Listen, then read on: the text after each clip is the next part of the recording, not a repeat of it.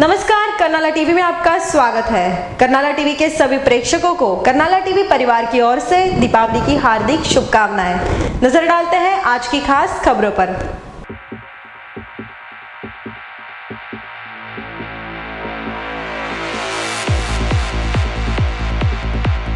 दीपावली के पावन पर्व पर दिवाली अंकों का किया गया प्रकाशन। विधायक विवेक पाटिल के हाथों हुआ प्रकाशन।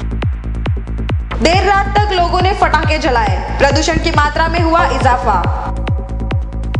और मां काली की मूर्ति का हुआ नवी मुंबई में आगमन। पनवेल में हर साल दीपावली के पावन पर्व पर दिवाली अंकों का प्रकाशन किया जाता है, जिसके कारण दीपावली के अवसर पर वाचक और नवोदित लेखक कवि को अच्छा साहित्यिक खजीना मिल जाता है। हाल ही में विधायक विवेक पाटिल के हाथों विभिन्न जगहों पर आयोजित किए गए कार्यक्रम के दौरान दिवाली अंकों का प्रकाशन किया गया।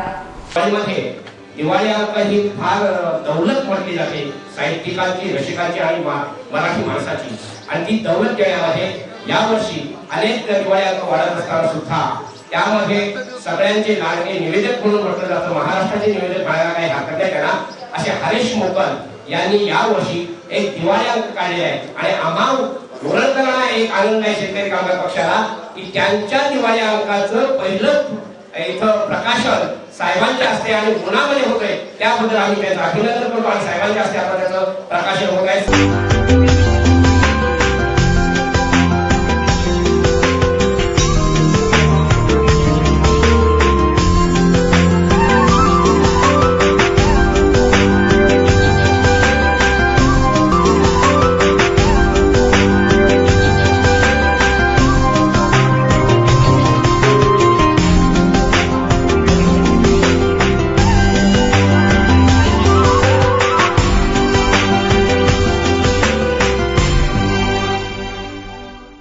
हरीश मोकल संपादित कर्नाळ्याचा शिलेदार हा प्रथम दिवाळी अंक या ठिकाणी प्रकाशन करीत असताना मला अतिशय आनंद होतो। हरीश मोकल हे सर्वगुण संपन्न कलाकार आहेत, त्यांच्यातलं संपादकीय गुण सुद्धा आज आपल्या सर्वांना पाहायला मिळालेले आहेत, त्यांचं मी मनपूर्वक अभिनंदन करतो। आणि कर्नाळ्याच्या शिलेदार ह्या आजच्या दिवाळी अंकात या ठिकाणी प्रकाशन झालेलं आहे असं मी जाहीर करतो। हे जाहीर करत असताना हरीश मोकल आणि हे दिवाळी अंक तयार करत असताना त्यांना ज्याने सहकार्य केलेलं आहे त्या सगळ्यांचं मी या ठिकाणी मनपूर्वक शुभेच्छा देतो, त्यांचं अभिनंदन करतो। आणि आजचा दिवाळी अंक आज जो त्यांनी तयार केलेला आहे हा दरवर्षी करतील आणि त्यांचा दिवाळी अंक हा महाराष्ट्रातला 1 नंबरचा दिवाळी अंक बनू दे, अशा प्रकारच्या शुभेच्छा मी या ठिकाणी देत आहे।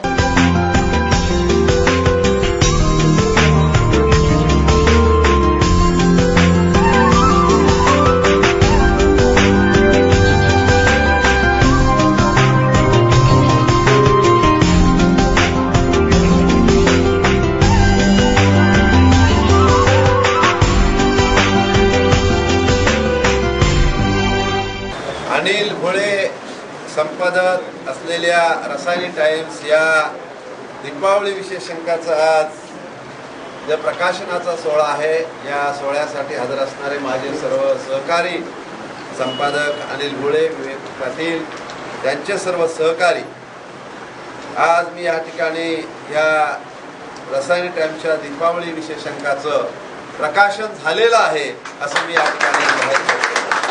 आणि हे जाहीर करत असतानाच रसायनी टाइम्सच्या माध्यमातून खऱ्या अर्थानं लोकजागृती किंवा प्रबोधन करण्याचं काम जे गेली 16-17 वर्ष अनिल भोळे, त्यांचे वडील श्री भोळे हे सातत्यानं करत आहेत आणि रसायनी परिसरामधल्या जे काय प्रश्न आहेत त्यांना वाचा फोडण्याच्या दृष्टिकोनातून सातत्यानं प्रयत्न करीत आहेत। त्याचबरोबर दीपावली विशेष अंक काढत असताना सुद्धा, दीपावलीच्या निमित्तानं हार्दिक शुभेच्छा देत असताना सुद्धा याच्यामध्ये जे सर्व लेख आहेत हे लेख निश्चितच समाज प्रबोधनाच्या बाबतीमध्ये उद्बोधक असे लेख आहेत। असणारी चालू एकंदर परिस्थिती आणि त्या अनुषंगानं प्रत्येकाची काय काय जबाबदारी या संदर्भातले विशेष लेख याच्यामध्ये त्यांनी दिलेले आहेत। आणि त्या दृष्टिकोनातनं हा रसायनी टाइम्सचा दीपावली विशेष अंक हा निश्चितपणे जनतेच्या मनामध्ये एक आदराचं स्थान निर्माण केल्याशिवाय राहणार नाही असा विश्वास मला वाटतो। मी त्यांना हार्दिक शुभेच्छा देतो। आपल्या सर्वांना हे दीपावलीच्या हार्दिक शुभेच्छा देतो। जय हिंद, जय महाराष्ट्र। तुर्बे स्टोर्स की 2 दर्जन से भी अधिक महिला युवती देह व्यापार करती है, लेकिन आपको जानकर हैरत होगी कि इन देह व्यापार करने वाली महिलाओं से रंगदारी यानी कि हफ्ता मांगा जाता है। एक नजर बेबस महिलाओं पर। देह व्यापार से बुरा कोई धंधा होगा क्या? आपसे अगर पूछा जाए तो शायद आपका जवाब होगा नहीं। हम बात कर रहे हैं तुर्बे स्टोर स्थित देह व्यापार में लिप्त महिलाओं की, जो न जाने किन मजबूरी में इस धंधे से जुड़ गई या धकेल दी गई हैं। इन महिलाओं से चंद गुंडे किस्म के युवक रंगदारी मांगते हैं। रंगदारी माने की हफ्ता। जी हाँ, चंद रुपयों में अपने जिस्म का सौदा करने वाली महिलाओं ने हमारे प्रतिनिधि को बताया कि हम अपना जिस्म बेचकर रुपया कमाते हैं, लेकिन यहाँ मौजूद कुछ लोग हमसे हफ्ता मांगते हैं। नहीं देने पर हमारे साथ जानवरों जैसा सुलूक किया जाता है। अभी आप लोग यहाँ पे एकत्रित हो गए हो, अब यहाँ पे किससे मिलने के लिए आए? हम बड़े साहब से मिलने के लिए आए। यानी पुलिस आयुक्त जावेद अहमद से? अहमद जावेद से मिलने। आपको लगता है कि मतलब सीपी से मिलने के बाद कोई समस्या दूर हो जाएगी? समस्या दूर हो जाएगा साहब, तब तक नहीं होएगा सर, तब तक नहीं होएगा। अच्छा, ये जो लोग पैसे की मांग कर रहे हैं, ये किस टाइप के लोग हैं? ये सब टपोरी है, सब क्या ये केस हो गए, सब चोर लोग क्या, वो लोग सब वांटेड है, ये करता है वो लोग। तो पुलिस क्यों नहीं सहायता कर रही है आप लोग की, ये बताइए। वो लोग दिन दहाड़े कल तो लक्ष्मी कुंजन पूरा घुस के मार दिया है, हथियार सामान भी जब्त किया साहब, हम 4 सामान दिया है साहब लोग। अच्छा, सामान जब्त करके पुलिस को दिया, उसके बावजूद उस पर कार्रवाई नहीं होती है? नहीं होने से तो यहाँ पर आया। तो अभी आपको पता कि आज छुट्टियां है, हो सकता है कि आज सीपी यहाँ पर मौजूद नहीं है, तो आप आगे क्या करने वाली हैं? हम इधर ही बैठे रहेंगे। आज इधर ही बैठने वाले हैं? इधर ही बैठेगा सर, जाएंगे नहीं, उधर जाके कौन मार खा के बैठेगा?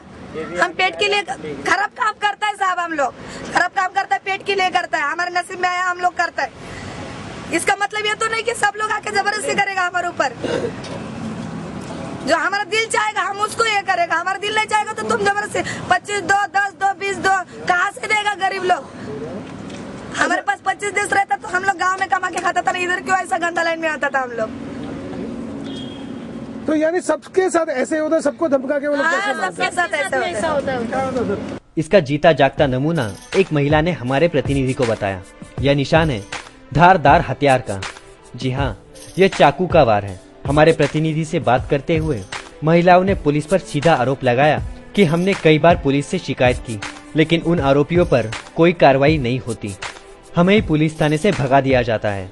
इसलिए तंग होकर हम सभी देह व्यापार करने वाली महिलाएं पुलिस आयुक्त से अपनी रक्षा की गुहार लगाने आई हैं। वही दूसरी युवती ने अपनी आप बीती में क्या क्या कहा, आप भी गौर फरमाएं।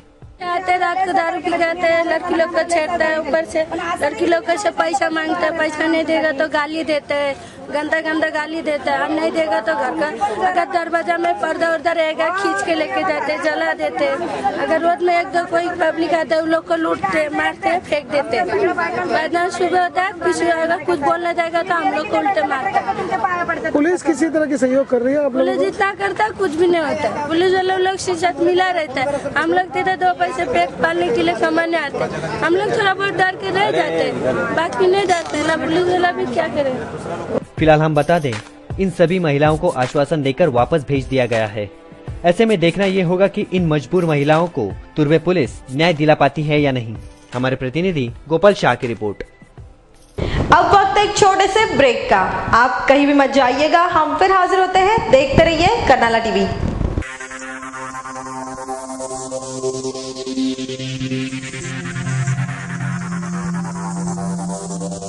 जनतेचा एकच निर्वाळा बँक असावी तर कर्नाळा.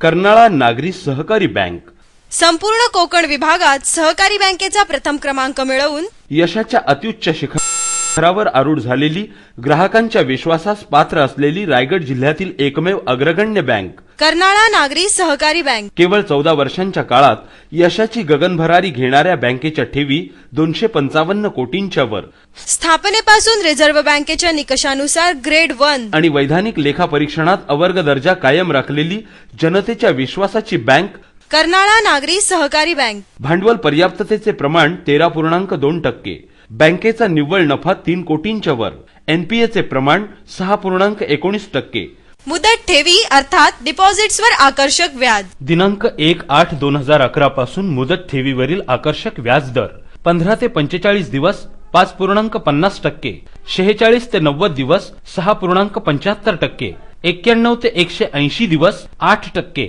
181 दिवस ते 1 वर्ष 8.75%, 1 वर्षाचे वर म्हणजेच 13 महिने ते 2 वर्ष 10.50%, 2 वर्षांचे वर म्हणजेच 25 महिने ते 3 वर्ष 10%, 3 वर्षांचे वर ते 5 वर्षे 9%, ज्येष्ठ नागरिकांसाठी 1% ज्यादा व्याज आणि आपल्या ठेवी 7.5 वर्षात दुप्पट.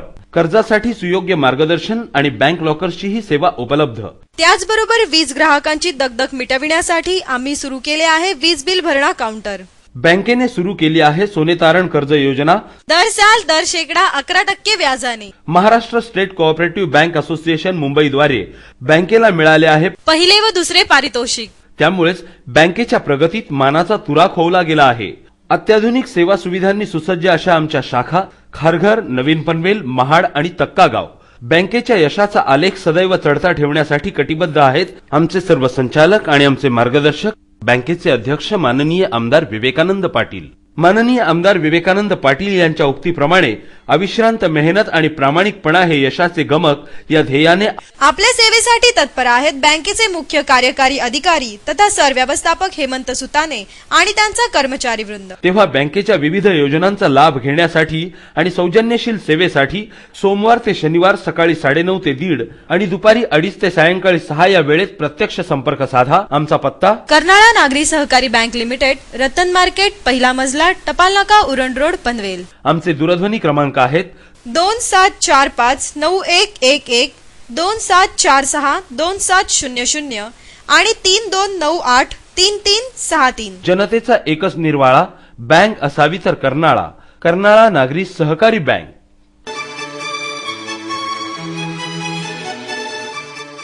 आपको टाटा या फियाट की कोई नई कार खरीदनी है या फिर आपके कार की सर्विसिंग करानी है तो आपको कहीं और जाने की जरूरत नहीं है, क्योंकि टाटा मोटर्स आपके लिए लाए हैं फॉर्च्यून कार्स प्राइवेट लिमिटेड. अब पनवेल में भी पुराने मुंबई पुणे हाईवे पर कोलखे विलेज और पलसपा फाटा के पास फॉर्च्यून कार्स का एक और शानदार शोरूम और सर्विस सेंटर.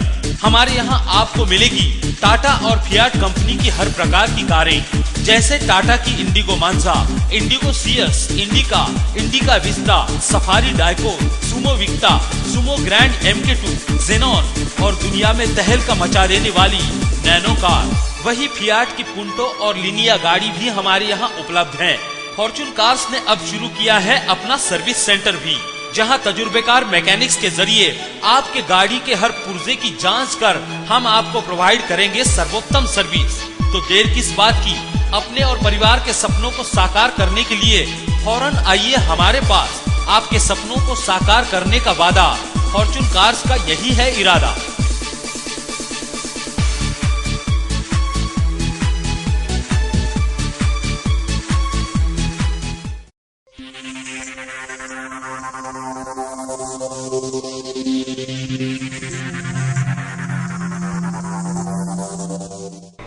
दीपावली की संध्या पर जहां नवी मुंबईकर दीपावली की खुशियां मनाने में व्यस्त थे, तो वहीं उल्वा में एक युवक की जिंदगी छीनी जा रही थी. तो आइए जानते हैं मृतक युवक कौन था और किसने की हत्या. खबर विस्तार से. उल्वा स्थित एक निर्माणाधीन इमारत में एक युवक को मौत के घाट उतार दिया गया, जिसकी वजह से घटनास्थल पर ही युवक की मौत हो गई. यह घटना दीपावली के दिन घटी. इधर लोग दीपावली की खुशियां मना रहे थे, उधर एक युवक को मौत के घाट उतारा जा रहा था. NRI पुलिस की माने तो मृतक का पहले गला दबाया गया, उसके बाद निर्माणाधीन इमारत से धकेल दिया गया. इस पूरे मामले की जानकारी वहां कार्यरत लोगों को दूसरे दिन हुई. फिलहाल NRI पुलिस ने अज्ञात व्यक्ति के खिलाफ 302 का मुकदमा दर्ज कर आरोपी की तलाश कर रही है. मृतक युवक बिहार का बताया जा रहा है. इस पूरे मामले पर NRI पुलिस बारीकी से जांच कर रही है.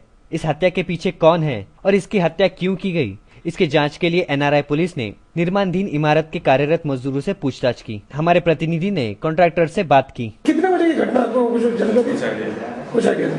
क्या लग रहा है आपको, किसी ने धक्का दिया उसको या मर्डर हुआ है? रिपोर्ट आ गई. मर्डर हुआ, रिपोर्ट आ गई है. किसी पे शक हो रहा है आपको? कितने दिन से काम कर रहा था आपके पास? 18 दिन. वही निर्माणाधीन इमारत के एक मजदूर से जब पूछा गया तब उनका कहना था, कल जो एक हत्या हो गई यहाँ पे, उसको जिस व्यक्ति की हत्या हुई है उसको पहचानते हो आप?